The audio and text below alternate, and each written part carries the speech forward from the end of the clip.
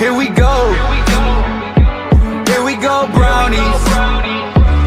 The kids cardiac, catch me in the Muni where the party at. Dog pound, turn up with the elf up on my starter cap. Brought him back, boy we from the land and we proud of that. Louder man, front to the back, here we go, I got him shouting that. Here we go, brownies. Here we go. Here we go, brownies. Here we go, brownies. Stand up. Here we go, brownies. Let's go. Game on the line, Joe Thomas, I promise. Jim Brown running through opponents, how I got this. I return like Josh Cripps, paying for the mini, got the dog pound jumping. Here we go, brownies. Here we go. Here we go, brownies. Here we go, brownies. Stand up. Here we go, brownies. Let's go. Cleveland, this is for you. Here we go, Brownies Nations. We are here with Larry Lorello at Huntington Field to talk about Here We Go Brownies wine and all the other amazing wines at Lorello Vineyards. Yeah, I just want to tell all of you guys, it's harvest season right now. We just started with some of the whites, and reds will be coming in next. Stop out the winery, all the wineries out in Northeast Ohio, for to check out all the harvest and what we're doing out there. It's a really good time right now. Here we go, Brownies. Here we go. Here we go. Woof, woof. Woof, woof. Welcome in, everybody, to another episode of the Here We Go Brownies podcast. I'm Allie Ellery, coming at you live from Pensacola, Florida. Enjoy with me. As always, we've got Dustin out in Cleveland. Dustin, how are you? Well, I'm glad I avoided the monster-sized hailstorm that most of Northeast Ohio and they're dealing with right now. It's crazy, but the weather is nuts. It's 70-some degrees, and then storms happen, and then it'll probably snow Friday. I'm just kidding. I don't think it's going to snow Friday, but I've seen that all in 1 week here. So, and then you throw an asteroid in it, like this place is not real. I will keep saying that Cleveland is not a real place. I feel like I've seen it all now in the weather department. It's truly, crazy. yeah. This is a crazy time of year. You never know what you're going to get, Northeast Ohio. So, wishing the best, sending all thoughts, prayers to those that are impacted by the crazy weather of Northeast Ohio.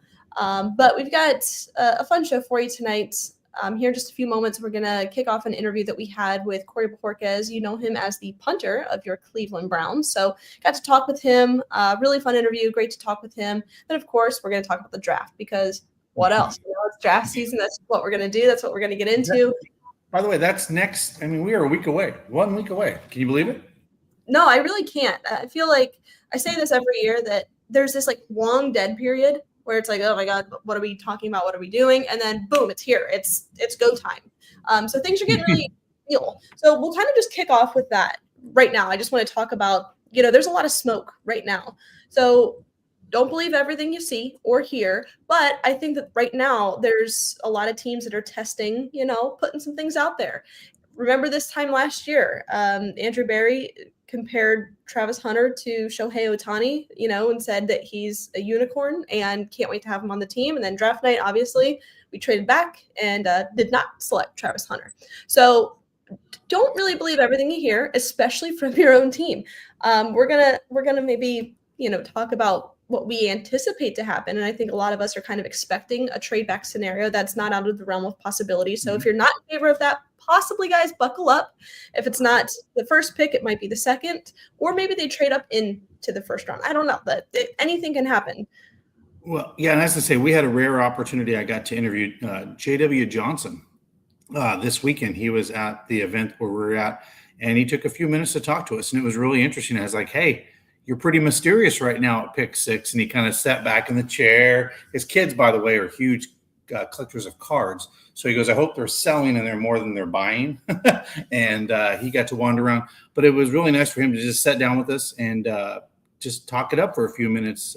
Not very often does he do interviews. And the fact that he was able to sit down for a few minutes, and you could tell that he enjoyed the smoke screen that percolates from the rear. It is kind of fun. This is a fun time where, crazy things happen. Now, in my opinion, I don't think that a trade will be done prior to the draft. I think where they're sitting at 6, it would be very odd, very rare for them to trade that pick prior to the draft. That would be a draft day trade. Obviously, no team's going to say, hey, we're going to give you next year's first for 6 overall and not knowing who's going to be there. That's kind of Well, it's interesting. It's interesting you bring that up, but like last year, we find out later that a trade may already be agreed upon, but it doesn't like execute to the night of the draft, and that was with the Jaguars. What happens? Yeah, they said with the Jaguars that had already been put in place a week prior to everybody. We all thought that all went down on draft day, but that was all finalized a week prior with the Jacksonville Jaguars. So that goes to show you how much smoke was, all around that campfire. And then we were like, oh yeah, this was done a week ago. But of course, they don't share that with the public or the teams or the fans. Yeah, I think now there's just a lot of contingency plans in place. Probably a couple of deals already ironed out with a few teams. Even if this happens, we're going to execute this deal. If this happens, we're going to stay put. XYZ. I mean, if we know anything about this front office, they're pretty diligent in that regard. They've got contingency plan A through Z. So we'll see. I wouldn't expect anything to happen before draft. That'd be nuts. But and because this is pretty much a one quarterback draft, I don't see anything at the top half of the draft really happening until Thursday night. So all right, with that, let's go ahead and showcase our interview with Corey Bojorquez. Then later on, bring on Dr. David Ellery for the medical moment, and of course, talk more draft. So let's head on over to that interview. Everybody, to an exclusive interview with Corey, is the punter for the Cleveland Browns. This interview is brought to you by our good friend, Crystal John Toney. I know that choosing a realtor is a big decision, especially in a market like Cleveland. Hi, I'm Crystal John Toney with eXp Realty, and I grew up right here. I know these neighborhoods, the values, and where the real opportunities are. Whether you're buying your first home, upgrading, or investing, I'm here to guide you every step of the way and make sure that you don't leave money on the table. Let's make your next move a smart one. All right. Welcome in, Corey. How are you? Good. Thank you guys for having me. Of course. Thanks for joining us. Yeah. First and foremost, congratulations on the newborn. You got 3 now. You're not busy at all. You got, showing up at there. Like, I thought that was kind of funny that you said this is your escape from, just the craziness of your life, and then you're a professional football player. So, nothing's going on. Yeah, I would definitely say parenthood is much more work than coming in here. So, yeah, this is when I have less work to do. For sure. Well, congratulations. We're really excited for you. And we're excited as we look ahead to the season. We're getting close, Corey. We've got the draft just a couple of days away, which is crazy. I'm curious, as a current player, how closely do you pay attention to the draft? Right now for us fans, we're running through mock drafts and all of the possible outcomes of what's going to happen next week. What's it like for you? It's interesting, because having been around for a little bit now, it's kind of exciting to see these young guys coming in. And, the farther away I get from college, the less names I know. But it's kind of cool to see who these incoming guys are going to be, who you're going to start spending time with, kind of get to know.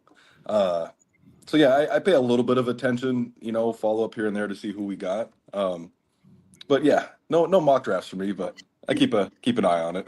A good idea. They're overwhelming. Yeah. Yeah. So Corey, uniquely, I'm not sure if you're aware of this, but I'm originally from Boise, Idaho. So Boise State University. So I kind of knew who you were prior to that because of the University of New Mexico and the Mountain West Conference. You obviously came from a junior college and then you transferred over there.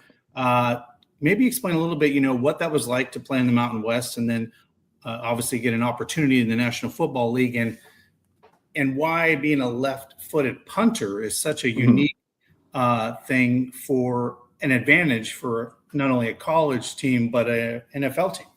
Yeah. So going the JUCO route was not really my plan. I wanted to, straight out of high school, go to a big university, play in the Pac-12 maybe and do that. And I had a preferred walk-on offer to Oregon. But I did not feel like putting a financial strain on my parents to go there for 1 year and then hopefully get the job afterwards and get a scholarship, So, and then I thought I was going to go to Cal Poly, big engineering school in California, pretty decent football team. But 2 days before I graduated, they called me and said, hey, change of plans. We can't have you come out anymore. So it was kind of last minute. It was kind of like, well, I have nothing else going on now. So great. So I went to junior college, and what kind of helped me get there was we guys, the college was known for turning out players. A lot of guys that have played at big schools have gone on to the NFL eventually. Um, and so I was okay with doing that. So went there, and then going from there, I thought, I'm going to go play at USC was the dream. Let's go play there. And came down to it. They decided to go with an Australian punter at the time that they thought would be able to get the job done. So other offers I really had was New Mexico and then Concordia College in Montreal up in Canada. And at first I was like, why in the world would I go play in Canada? Like, what are we doing? But, I talked to the coaches there, great guys, and they're like, look, we play 5 years of college up here. You get to punt more, the way the game's set up. And it was a very different experience of life, which is kind of what I've always enjoyed, kind of doing things a little bit differently. But coming down to it, New Mexico was much closer to home. Family could come out and visit more. It was a bigger school that I thought would get me more opportunities to get looked at. So I ended up choosing to go there. Met up with Jason Sanders, who was Miami's kicker the last 8 years, and it was an experience. You get some really good players coming through, but it's not quite the level of some of these Power 5 schools. And fortunately did enough to get a workout with New England and sign there, and that was probably the most stressful 4 months of my life. Working out there, that was intense, but it honestly was the best thing for me in the long run, going there, having Belichick as a coach, because there was no BSing around. Like, we're here to win. That's it. Like, there was an accountability held for everybody. Didn't matter if you were a rookie or a 12-year vet. Everyone was treated the same. So, it went a very different route than I had planned it was going to back in high school. But, fortunately, in the end, it all worked out, and grateful to be here. Well, and I say, if you just want to add to that, the left-handed, being a left-handed punter, the uniqueness of that. Yeah, that was something that, and I'm not one to speak for others, but you saw a trend in New England of always having lefties. Yeah. And the other punter that went with me to that workout for the weekend, the rookie minicamp, was also a lefty. So you could kind of see, like, they were in on this, and I'm sure Bill's talked about it here and there. And you could talk to returners, seeing that opposite spin's weird, and it doesn't always happen, but every now and then it'll get them to drop the ball, and I've worked with lefty and righty snappers, and even that short 15-yard snap, it's the weirdest thing seeing it, so I think from an outside perspective, what could be going through a coach's head is, if that gives us, a 1% higher chance of getting a turnover, why not take it, That kind of brings me to my next question. We've had a couple of players on, and I always like to ask them, okay, walk me through your process. One of the more interesting ones was we had Joe Thomas on, and he was talking about everything that went through his brain pre-snap, and like down to where his toe was in his shoe, like very specific. And that's why he was, one of the best to ever do it. I'm going to ask you the same question. Like, what is going through your brain pre-snap? Like, I know you're not just back there like, all right, I'm going to kick this now. What does that look like for you?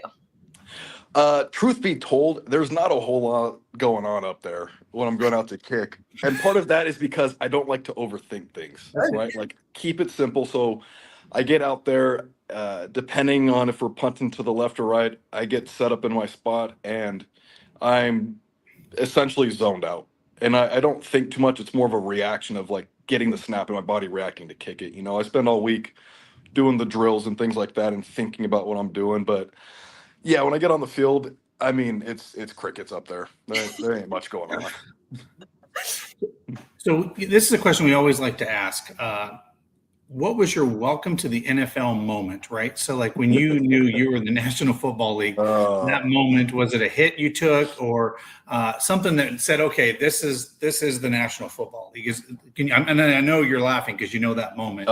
Yeah, I have a picture of it, actually.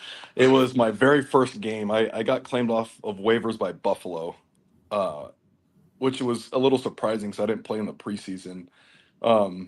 And we're playing against Baltimore week 1 at Baltimore. And it's absolutely just dumping rain, and my head's kind of all over the place because, I'm moving from Boston to Buffalo and getting situated with a new team and whatever. So it never crossed my mind to check the weather for the game. And I just assumed, like, we flew in, the weather was fine. I'm not thinking anything of it. Yeah, no, it was horrible. It was absolutely just dumping rain, 25-mile-an-hour swirling winds, like, oh my goodness. And we punted, I think, like 9 times. Oh, And the whole welcome to the league moment was you need to bring a towel out with you when it's raining because that ball gets slick. And it went straight through my hands, and I ended up on the bottom of a dog pile, and it was not fun. Oh no. Yep. So that was oh geez, okay, we're not in college anymore. well, yeah, because we always talk about the speed of the game is so much quicker in the National Football League, and the kickoff returns and all that, and they're coming a lot quicker and a lot faster just because of they're all. I mean, I always say like a college person, if they make it to the NFL, you're in the 1 percentile at that point. You're of the best of the best. So yeah, very interesting. Yeah. Corey, you're at the facility right now. We can see the orange behind you. Yep. Kind of walk us through a day in the life right now. We know we're approaching, or we're in off-season programs and really getting into the swing of things. What does life look like for you right now?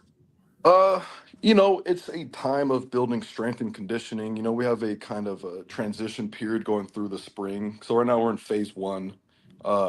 It's meetings, running, and lifting, essentially. We'll go out and kick twice a week.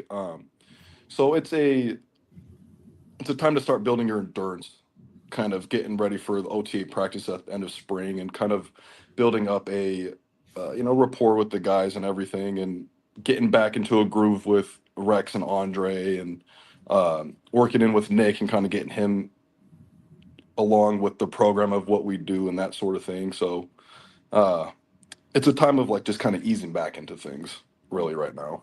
Yeah, Nice. makes sense. So here's a fun question. I actually got an opportunity to interview J.W. Johnson just by luck this last weekend. He was out with his sons at the collectors convention selling cards. He goes, I hope he's selling more than buying at the show over there. And, I said, tell me something, that you didn't know about Coach Monken that after the interview process. So you've met him, just obviously you were Kevin Stefanski for several years, but tell me what it's been like to meet Coach Monken, and what have you learned from him being there in the building with you, that first part of the introduction? I didn't know much about him. I didn't know that he was the OC here previously before I came here. Truthfully, I didn't know he was the OC in Baltimore because I just don't really keep up with coaching names too much, Right. But he's been awesome. I mean, winning is everything to him, and that's how it should be in the league. He's very much every little thing you do should lead to giving us a chance to win. And I think everyone took it very well, and everyone's on the same page of everything we're doing, even starting back, just right now in phase 1 of working out, needs to in some way help us win games in a couple months. And he's been awesome. He knows that we just had the baby, so he's always checking in, asking how my wife's doing, how's the kids doing. Hey, if you need to, get home to help out with anything, by all means, so he's been awesome. That's really cool. That's great to hear. Kind of just a question kind of off of that. Going through an entire coaching change, it's probably not easy, right? There's a lot of change involved, and people come and go, and your day-to-day probably shifts, right? Can you kind of just talk about that? You've been on a couple of different teams. What's it like going through just an entire coaching change? You have a new special teams coordinator, obviously a new head coach, new everything. How different does life look now versus what it did last year? It's hard to say so far just because we're so early right now, and it's still kind of just kicking on our own. We can't really do any team things. So I'll have a little bit more of an idea of what that's going to look like in a few weeks when we get to practicing. But everything's been good. Byron and I sat down and have talked about how he wants to play the punting game. And it's a little bit different than what I've done generally in the past, but I think it's something that's going to be really helpful moving forward. I think we're going to have a lot of success with it.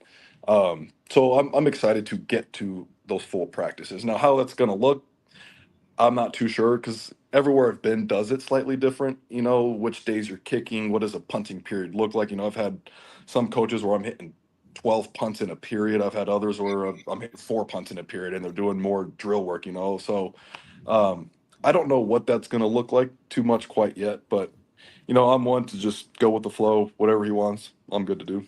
Love it. Awesome. Well, Corey, I'll get you out of here on this one. I was born on the 13th. 13th is my lucky number. You're number 13. So I was going to say, what Why 13, and why is that significant to you as a number? Because we always know these guys, they trade, they pay off to get their numbers and stuff like that. So just curious why 13 is your lucky number, as mine as well. I was born on Friday the 13th. So was I. Are you kidding me? Yeah. I was born on Friday the 13th. That's no joke. Okay. What month were you born in? July. Oh, okay. Oh, September. Yeah. I'm Friday the 13th, baby. That's, yeah. So, yeah. Yeah. Yeah, every number's had some sort of significance. 9 was my dad's number when he was playing baseball growing up and everything. So that was for him. When I wore 7 in Green Bay, that was my wife's number. I also felt bad because Kurt Benkert had that number, and I had no idea. Because I made sure – I'm not one to take numbers for people. I'd never do that. And I checked the roster, and I didn't realize he had been released to be re-signed on practice squad. So when I looked at the roster, nobody had 7. So I was like – I texted the manager like, "Hey, can I get number 7?" And he was like, "Yeah, sure." Come to find out, I took I took Kurt's number, and I felt horrible about it, but it was done. So thankfully, no one had 13 here, and I was able to get my number and hang on to that. That's awesome. That's pretty cool. Well, Corey, thank you so much for taking the time. This has been a lot of fun. Anytime. Congratulations to you. That's so exciting. What a fun time. But we're really looking forward to watching this season, and we're feeling the energy. We're getting really amped up. So it's been great to it's gonna be good. I'm excited for it. I love it. All right. Well, Corey, thank you so much for taking the time. Yep. Go Browns. Go Browns.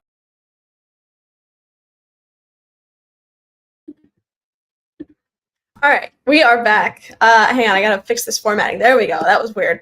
A lot of fun, Dustin, to talk to Corey. He's David texted me during that interview. He was just watching it right now, and he said he sounds a lot like Joe Thomas. And as I was listening, I'm like, oh yeah, I can kind of hear it. Actually, they do have similar voices. That's kind of funny. But yeah, they have the same kind of demeanor. They do. They do. Yeah. So a lot of fun to talk to him.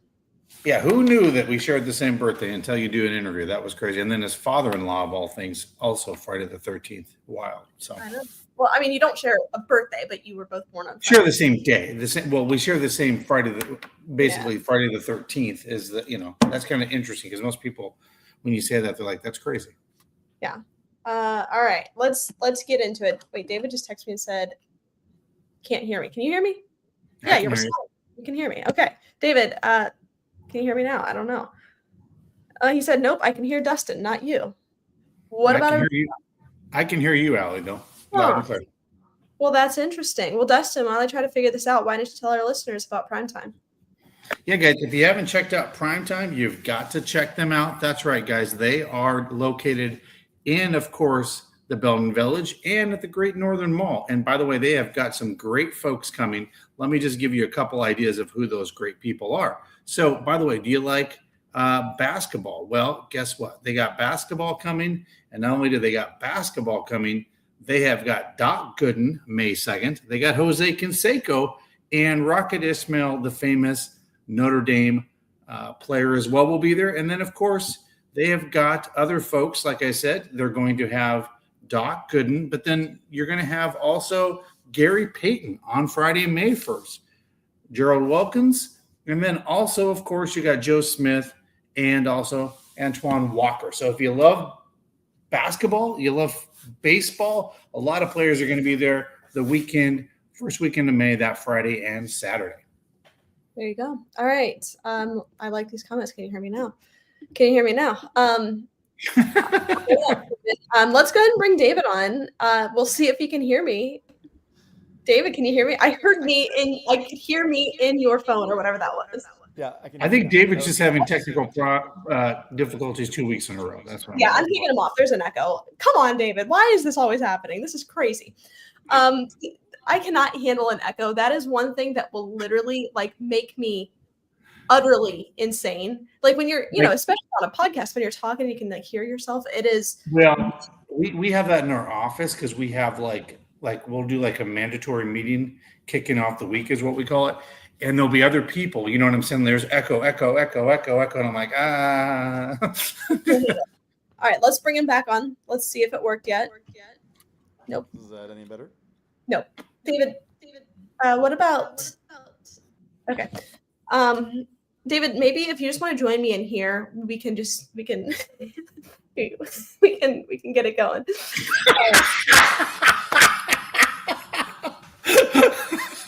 Seriously, David, get your shit together. never a dull moment with technology lately. I don't know. It's just been a whole thing. You guys are far enough away that you shouldn't be getting an echo. You know what I mean? Because it's not in the same room. He's gotten his computer and his iPad, and I don't know if they're feeding into each other. Let's see if this is. That's 1,000%. All right. Is this better? That's better. Yes.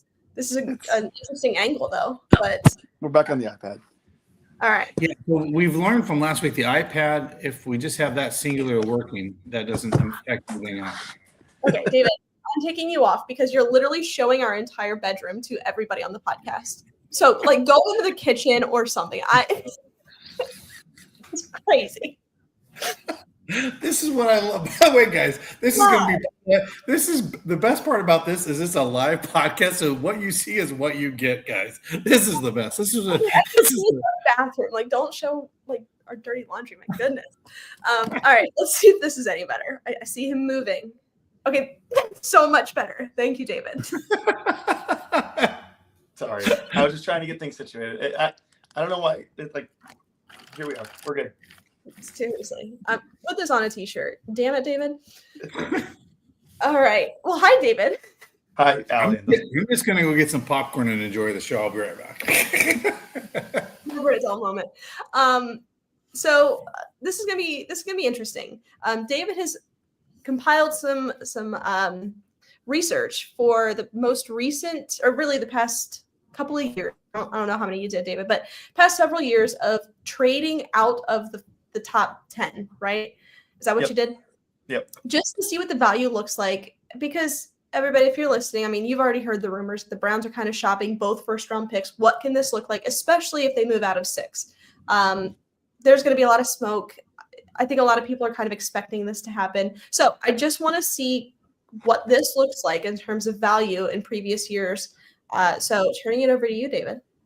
Yeah. So, all right, good. Bear with me on it. There's a lot of data, a lot of info, and I'll try my best to kind of keep it not sounding too crazy. But I went back through even all the way back to 2018, honestly. So we're looking at 1, 2, 3, 4, 5, 6, 7, 8, 9 years of drafting.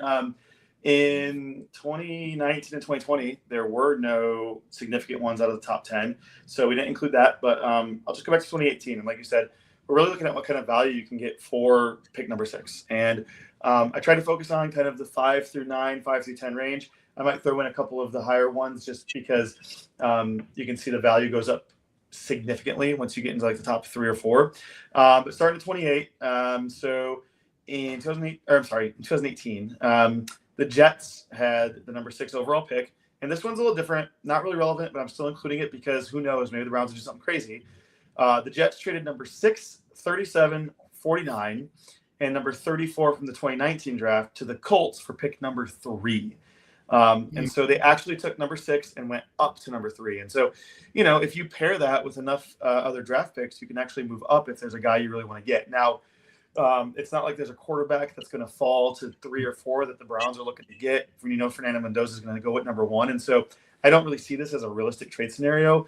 But I mean, this is one option. And we all know that with that number 3 pick, the Jets took Sam Darnold. And so this one I just included just because it is a top 10 draft. It was number 6, just showing that they can move up if they want to, but nobody's really predicting that. I don't think that's going to happen. I don't know if you guys have any thoughts on going up in this draft, but I don't think it's a good idea.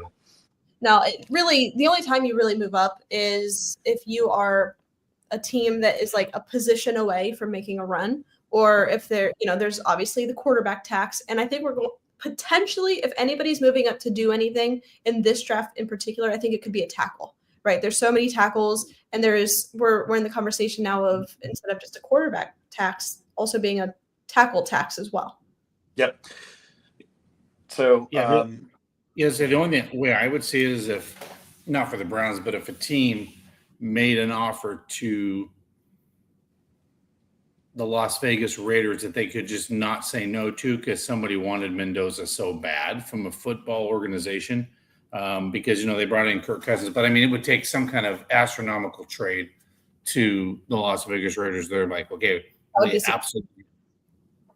Go ahead.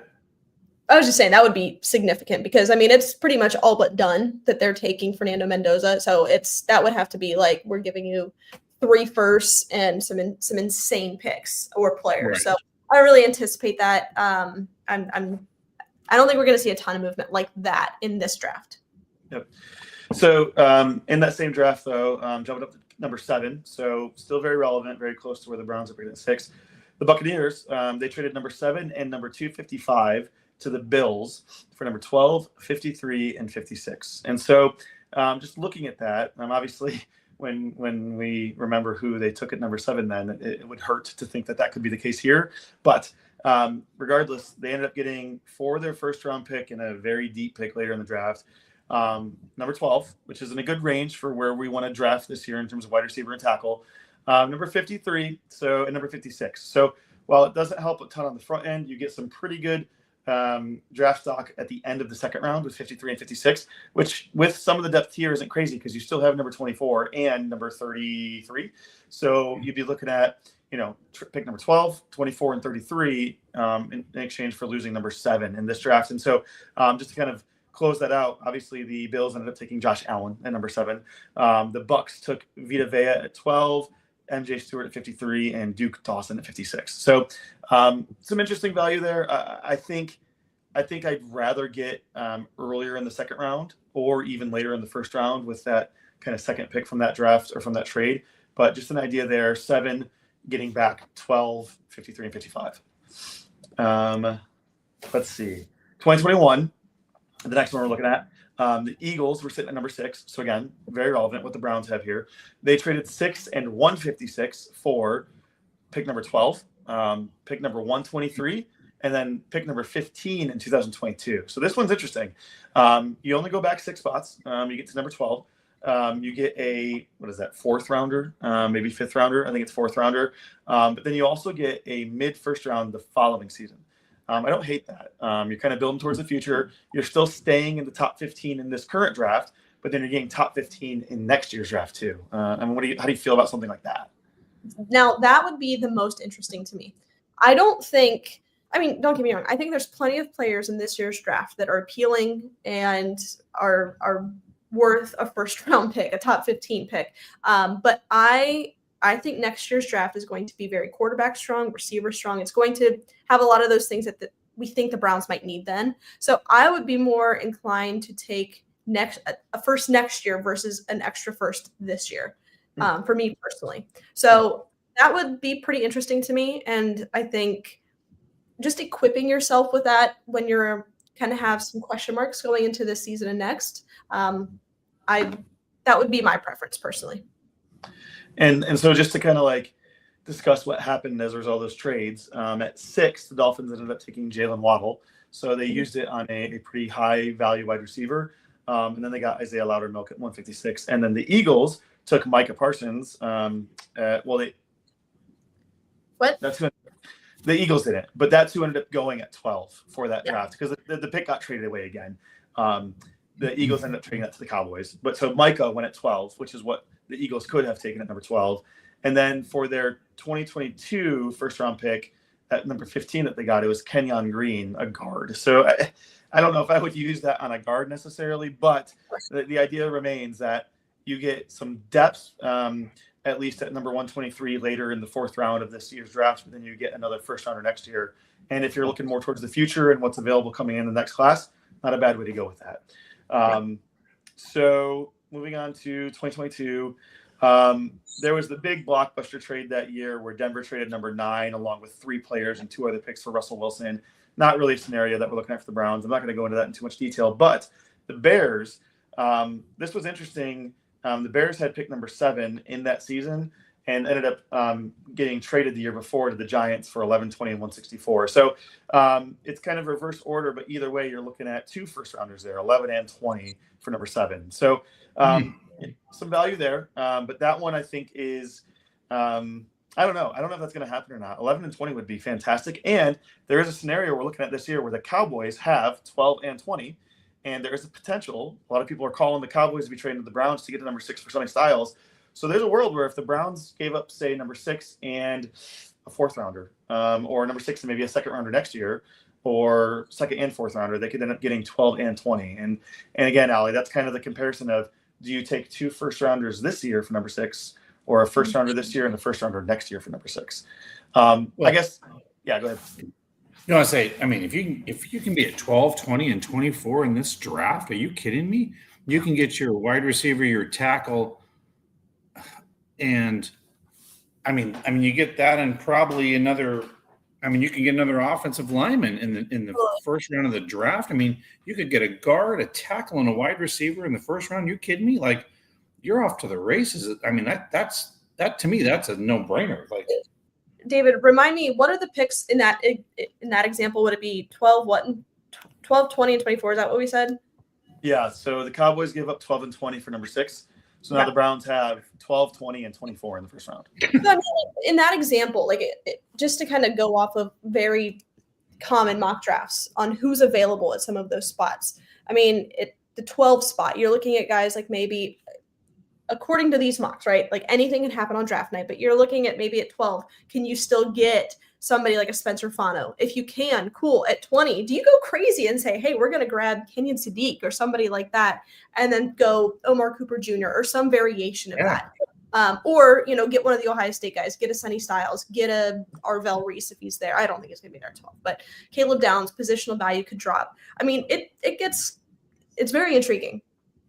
Well, you can stay young as a football team and aggressively upgrade your offense. I mean, that's insane, right? Like, I mean, if you're able to do that in the first, because we know this, we've had Nathan Zagura on here. Like, once you're out of the first round and that second round, it just dramatically starts to drop off the guys that are going to be really impact players and starters in the National Football League. Man, if you can get 3 guys in the first round, like and hit, right? Say they hit on top of that. I mean, now you're back-to-back drafts that you hit on your picks. Like that's so this is interesting. So if we go back to 2017, they had 3 first-round picks. They traded up into the first round. That draft, they drafted Myles Garrett. That worked. Jabril Peppers, David Njoku. So 2 out of 3 ended up working out. Now, obviously they didn't win anything, but really kind of turned the corner on, 115, 0, and 16. Then the next year, they had 2 first-round picks that resulted in Baker Mayfield and Denzel Ward. So, I mean, really kind of those 2 drafts alone were the core for a long time. And then obviously they blew everything up when they made that insane trade a couple of years ago for Deshaun Watson. And we're kind of back at that starting point again. So to be able to do that, I mean, to your point, Dustin, that really kind of shapes what the future could look like as they go into, this new stadium. It could really change things. So David, anything else? No, I was just saying, Micah, I mean, you bring up the good point about them getting rid of Micah Parsons, and they're wanting someone that they want to, that being the Dallas Cowboys, they want to go up there and get him if he's, he falls into our lap. And that's when the Dallas Cowboys call and say, hey, we got rid of our guy, but there's a rookie out there that we think we can build around on our defense for the next several years. Yeah, you start listening really quickly. Yeah. All right, what else, David? So 2 more that I want to kind of just examine a little bit, and they're both from 2023. At pick number 6, the Lions were sitting here as a result of their Matthew Stafford trade for Jared Goff. They ended up getting number 6 from the Rams. So with that, what they ended up doing was trading number 6 and number 81, a 3rd rounder, to the Cardinals for pick number 12, pick number 34, and pick number 168. I think this is very realistic. I think this is kind of more in the line of when we're seeing people talking about drafting to the Rams for pick number 13, what the Browns might be able to get back. But so in that scenario, giving up 6 and 81, they get 12, 34, and 168. And with number 12, they ended up getting Jahmyr Gibbs. With 34, they ended up getting Sam Laporta. And then 168 was Owen Papo, but that was traded back to the Cardinals, so that wasn't a Lions pick. But regardless, it was draft stock for them to trade away. So I like this scenario because you end up getting in the first round still. You still have your second first rounder, but then you get number 34, so an early second rounder to pair your already early second rounder. So you're getting 4 picks in the top 35 picks with this draft scenario. That's pretty cool because you're not giving up another first rounder next year. And maybe you're not getting a first rounder next year, but you're kind of getting into more of the depth area this year. And so giving up 6 and 81 is not a ton to ask for in return for these 3 picks. And you can really build some depth there with 12, 24, 32 and 34. So I like this one a lot, like the Eagles Dolphins earlier, where they traded 6 and 156 for 12, 1 and 23, and then next year's first. I think either of those two scenarios make a lot of sense. Like you said, Allie, next year you're looking at the future draft stock with that first rounder. But this year, if you want to more build right now, I like this one where the Lions traded the Cardinals, just because it gives you the option to grab a tight end early in the early second round, just like the Lions did with Sam Laporta. Or grab a cornerback, or grab one of those skill players at 12 if it's still around, and then start filling positions of need with tackle, wide receiver, and corner with those late first, early second rounders. Yeah, really just gives you that flexibility and doesn't, I mean, with the addition of some draft capital, as we go into this year and even looking ahead to next year, where, quarterback is still kind of a question mark, just having some ammunition there to be able to make a move next year if you wanted to. But I like that, David. I like what you showcased there. That would be really interesting. And look at what both of those players did for the Lions. I mean, I can't imagine this Lions offense without either of those two players, specifically Jahmyr Gibbs. And having that additional one, Dustin, I know you like this. You're all in on Jeremiah Love. He's that type of player. And I'm not saying that he's necessarily a need for the Browns, but, you throw a couple extra firsts in there and you can kind of have a lot of fun with it. What else? Yeah. So, I was just saying, my only worry with that is I feel like if Jeremiah Love gets to 9, the Kansas City Chiefs are going to nab him and take him right off the board. I mean, again, guys, I really don't think that's realistic for the Browns. I really wouldn't even like it. I'm just kind of saying, in this scenario where you have that flexibility, you can do something like that if you wanted to, but I really wouldn't expect that. David, what's the other one you got? So just the other one from that season, maybe not as relevant. It's really more of just kind of a pick swap, but essentially the Bears were sitting at number 9 from a previous trade with the Panthers, and they ended up doing number 9 to the Eagles for number 10 and number 122. So why I brought this one up is because you can just trade down one spot and end up getting another 4th rounder. They ended up taking Torrey Taylor.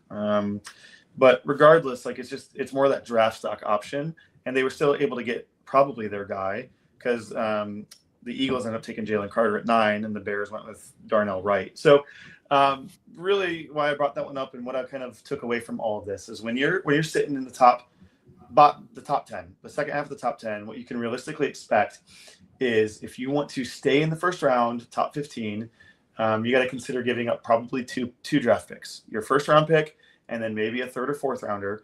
But in return, you can expect to get at least 1, if not 2 first rounders. I think that's totally reasonable, and I think you should expect nothing less. I think if the Browns want to get good value out of this, and if we want fans and us to be satisfied with this draft and what they do with number 6, I would expect a top 15 pick in the same season, and either a late first round or very early second round in the same season, or a top 15 pick next year. And I think that is the bare minimum of what we should expect from number 6. And if no team is going to come calling to give that to them, then they stick at number 6 and take the best available.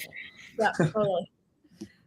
So just kind of quickly here, this is more of a betting thing than anything, but I don't think this is actually something that we can put money on, but just from an odds perspective, what do you think is the likelihood that the Browns trade one of their first round picks? I mean, I'm pretty much saying it's going to happen. One of their first round picks, they are going to be trading back.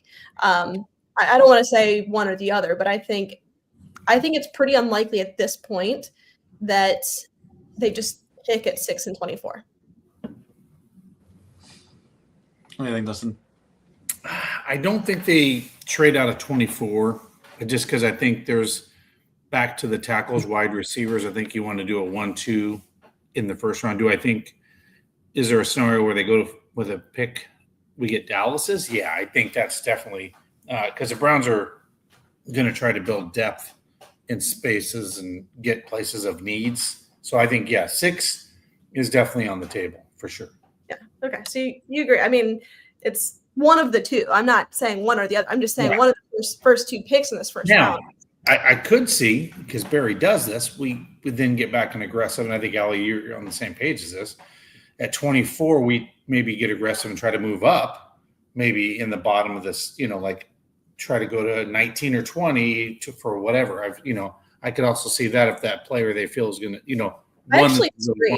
actually disagree. I mean, what he's done in the past is more so he's more likely to trade out of that pick. I actually am starting to believe that 24 might be for sale to get an extra second or something of high value next year. I think that that's still on the table because, and it all depends on how the board falls. That is what all of this is about. We don't know that. We're not going to know that until this happens. We are going to see teams reach on players that we think could be a day 3 guy and they could go in the first round.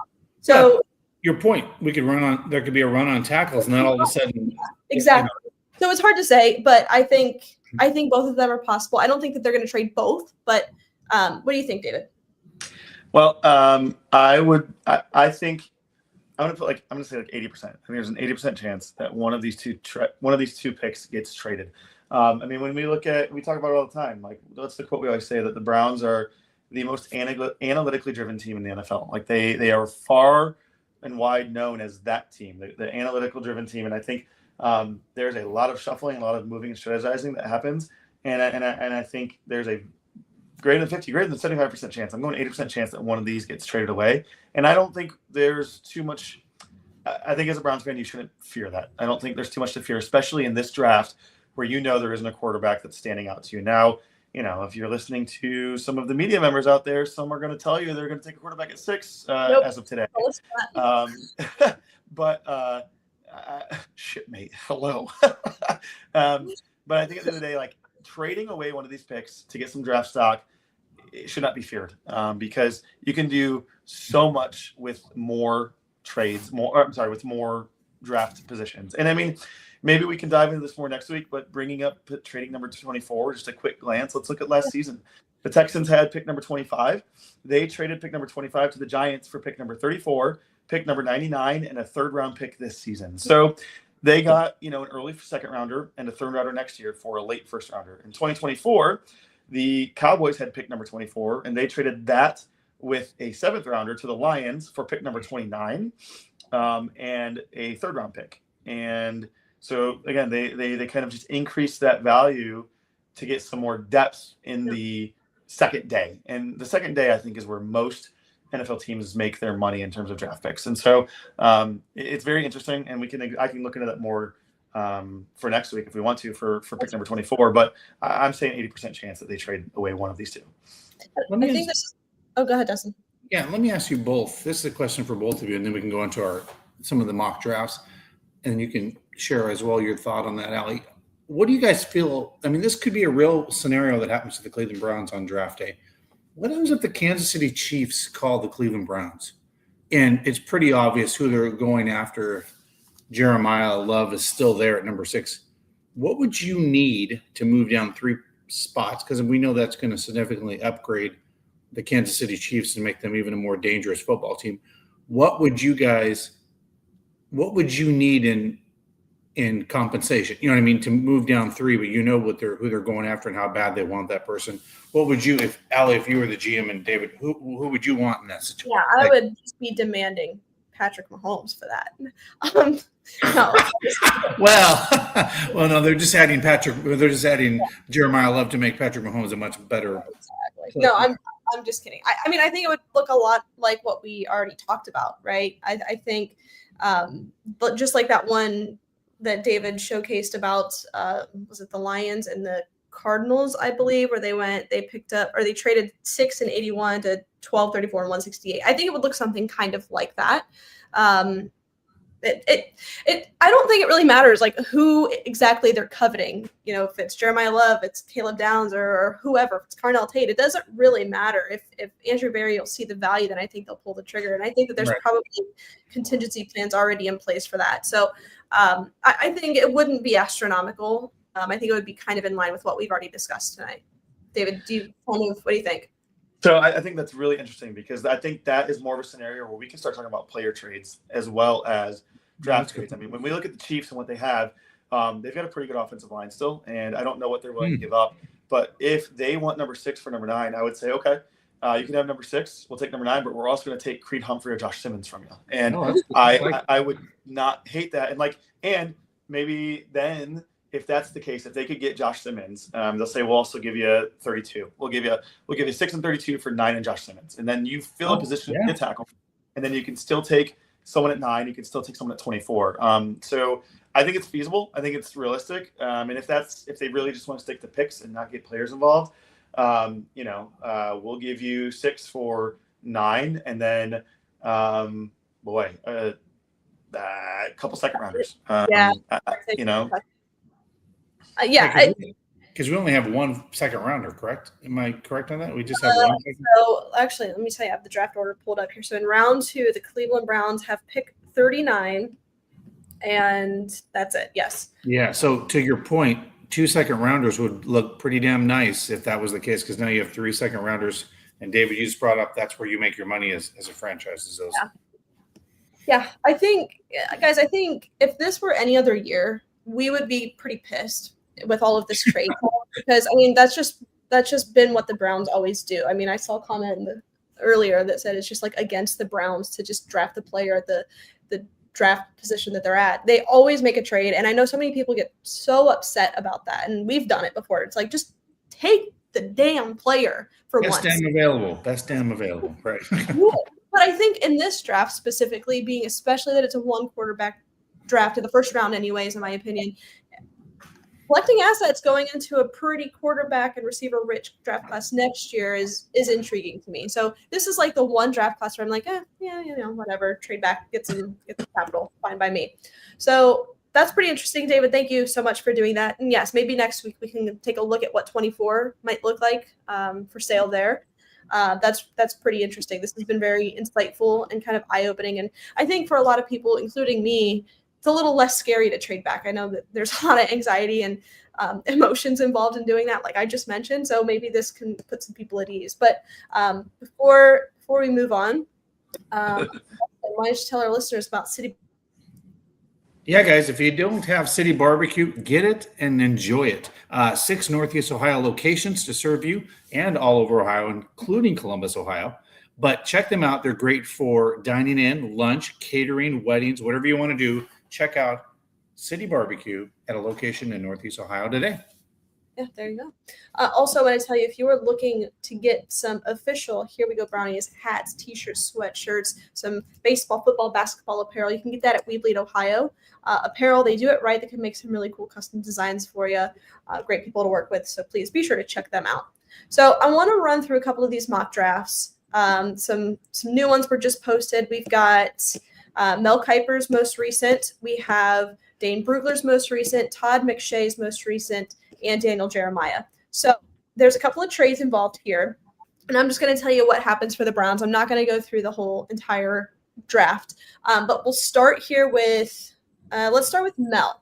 So he has the Cowboys making a trade with the Browns. The Cowboys get pick number 6. They draft Sonny Styles there. The Browns get 12.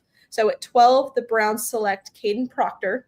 And then they also get pick 20, and they retain pick 24. So with that, the Browns in this select Caden Proctor at 12, Denzel Boston at pick 20, and Jermod McCoy, the corner out of Tennessee, at 24.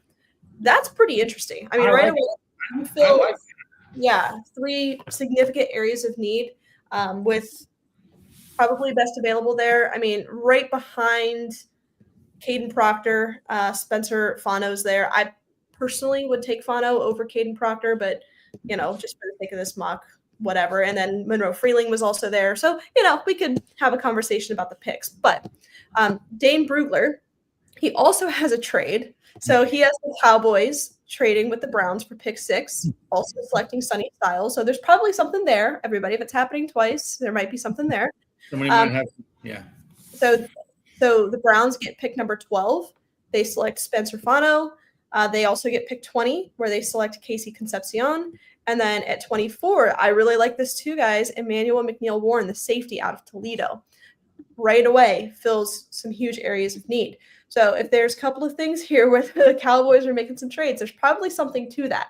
So if pick 12, 20, and 24 is interesting or intriguing, I'm pretty sure that could possibly come to fruition.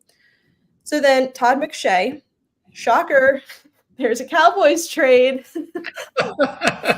Cowboys move up to 6, and guess who they take? Sonny Styles. The Browns get pick 12, but they do not get pick 20. So they just get 12. And then I believe they probably got like a second round pick. Yeah. So for this one, the Browns select Caden Proctor at 12. And then at 24, they select Casey Concepcion. And then lastly, we'll go down to Daniel Jeremiah, where the Browns actually stay put at 6. So at 6, they select Carnell Tate. And at 24, they select Caleb Lomu, the tackle out of Utah, the other tackle out of Utah. Oh, right. Yep. So in 3 out of the 4, there's a trade with the Cowboys. I think all of these guys are very, very, very in the know, have some very valuable sources. So maybe that's a little preview to what's to come next Thursday. That's pretty interesting. But let's just kind of talk about the players that are selected. Obviously, in some combination, there's a tackle and a receiver that go, and then best available. Your thoughts, gentlemen? David, go for it. I think this is kind of what inspired what my research was today, was all this trade talk with the Cowboys. And so I love it. I love that they can still trade back but fill positions of need. And I think that's a beautiful strategy to be able to consider that and increase your draft stock to fill those positions of need. I don't love the selections themselves. They're not the players that I would take, but like you said, more about the positional value and what they're getting there. I think it makes a ton of sense. I think you're able to get a high-level tackle, whether it is Caden Proctor or Spencer Fano or Monroe Freeling, with that first one at 12. And then if you can get into 20 and take a wide receiver, I don't love taking Casey Concepcion above someone like a Mark Cooper Jr. or something, but either way, I think it makes a lot of sense, and I am for it. And I think, just as you said earlier, Allie, like going through this as an exercise and kind of speaking it out loud makes me feel a lot better about the idea of trading back. So that way on draft day, we don't feel disappointment when they get traded back, because we've run through the scenarios and we're like, hey, this could work. This might be really good. Mm-hmm. Yeah. And if we trade back and there's a tackle there, right? And we know that, especially if there starts to be a run on tackles, and we do give that pick to the Cowboys, I do feel we take a tackle at that 12th position. And then really, honestly, it's kind of the front office and what they feel is left of the best of wide receivers, right? Whatever they internally feel like is going to be the best, wide receiver for their offense at that point, So I think that's going to be more of just a personal preference with that wide receiver at that point, if that's what they want to do. But maybe they think there's a guy they can get at the top of the second, and they go, to your point, like corner or safety, based on the area needs. I've always been of the belief you can't have enough corners. So if there's a guy that you think is going to be the next generation of corners for the Browns, you go after him maybe. So let's do this real quick. Oh, yeah, go ahead. I was just going to say, you could even look at with 12, maybe getting Mekhi Lemon, and then you're still taking Blake Miller or Caden Proctor at 24 at the tackle position. Just swap. So I was actually just going to say that. And I want to kind of run through quickly here because I know we're short on time. But at each selection, I'm just going to do Dane Brugler's because he's one of my favorite draft guys. And I really like this draft that he did. So at 12, they took Spencer Fano. Now, the other tackles available are Monroe Freeling. Let's see here. Who else is available? Caden Proctor, Caleb Lomu, and Blake Miller. So in this example, in my opinion, Spencer Fano is probably my top guy there. You could talk me into Blake Miller, but I like him better at 24. So I like this one. But if we go down to 20, this is where I have some concerns. This is where I'm like, I probably would have looked at this a little bit differently. But they take receiver Casey Concepcion at A&M. The pick right after that is Omar Cooper Jr., who I much prefer. Couple of other receivers that went here, Denzel Boston. Actually, that's it. Those are the last 3 in the first round. So you've got Casey Concepcion at 20, Omar Cooper Jr. at 21 at the Steelers, Gross, and then Denzel Boston to the Chiefs. So my personal preference would be Omar Cooper Jr. here or Denzel Boston. But then at 24, they go Emmanuel McNeil-Warren, the safety out of Toledo, who I'm very high on. I think he's going to be great. But also available here, Colton Hood, Blake Miller, Chris Johnson, the corner at San Diego State, Chase Besantis, Caleb Lomu, I mean, you've got some guys. So all of this to say, like, the talent at the back half of the first round and into the second is there. So I can see why they would want to make this move. Yeah, I agree. Yeah. All right.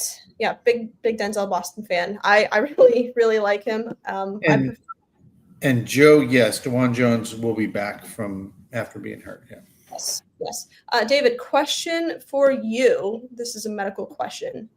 Can you eat too many mini kids?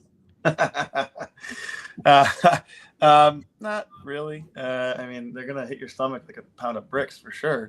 But I don't think you can eat too many. I think you're safe. All right, there you go.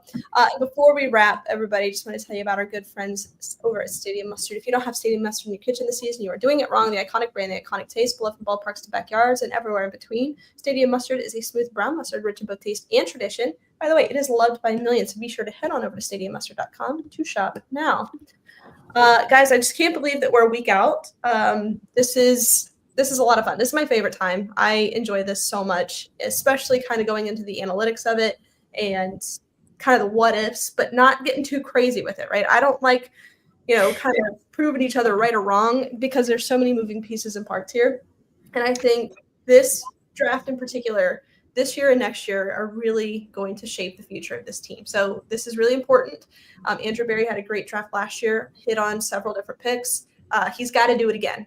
If he wants to continue and, have this team on an upward path, we've got to hit on especially the first few picks in this draft. Yeah, and as I say, guys, next week I'll be live from the draft Wednesday night. I'll be out there and about different venues at the draft. Stay tuned for that. And then look for a lot of live coverage inside the draft Thursday and Friday, no matter what the Browns do. Of course, I was very disappointed that the Browns didn't take Ashton Jeanty last year, but it worked out, I think, better. I feel a lot more comfortable a year later going, I think we did the right decision. So, but on draft night, I was not a happy camper, and the people around me, I was saying some superlatives from the floor of the draft. So, but I'm in a much better place now. Well, I'm happy to hear that, Dustin. Thank you, everybody, for tuning in. We appreciate it. Stay safe, stay healthy, and as always, Browns fans, go Browns.